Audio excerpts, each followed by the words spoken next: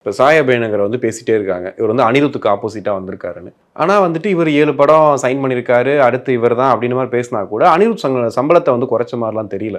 இல்லைங்க, போட்டிகள் வரும் போகும். அதுக்காக வந்து நமக்கான வாய்ப்புகள் இல்லாமல் போகுமான்னா கிடையாது. இப்போ அனிருத்தை வந்து அனிருத்துக்குன்னு ஒரு மிகப்பெரிய ஃபேன் பேஸ் இருக்குது, பிஸ்னஸ் இருக்குது.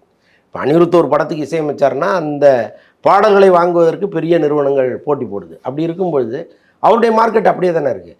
சாயபயங்கர்னு ஒருத்தர் வந்து அவர் சாங்கை போட்டு அது மக்கள்கிட்ட போய் அவர் இன்னொரு அனிருத்தா உருவான பிறகு தான் அவருக்கு அந்த பயம் வரணும்.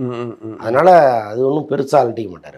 என்ன ஒரு படம் கூட பண்ணலை, அதுக்குள்ளே 7 படம் சைன் பண்ணிட்டீங்கன்னு சொல்கிறீங்க. அதுவும் இல்லாமல் மலையாளத்தில் மோகன்லாலே ஃபோன் பண்ணி வெல்கம் டு மலையாளம் இண்டஸ்ட்ரின்னு சொல்கிற அளவுக்கு வந்துட்டீங்க. எப்படி இது? இல்லைங்க, அது வந்து திறமையின் அடிப்படையில் தான் வருது. இப்போது ஒருத்தரை ரெக்கமெண்ட் பண்ணி நீங்கள் அந்த இடத்துக்கு கொண்டு வர முடியாது. இன்றைக்கி அட்லிங்கிறவர் இந்தியாவிலே மிக முக்கியமான இயக்குனராக மாறிட்டார். அவர் படத்தில் கமிட் பண்ண பிறகு வரிசையில் நிற்க தான் செய்வாங்க. அட்லியே கமிட் பண்ணிட்டாரா, போய் ஒரு சாதாரண ஆள் கிடையாது.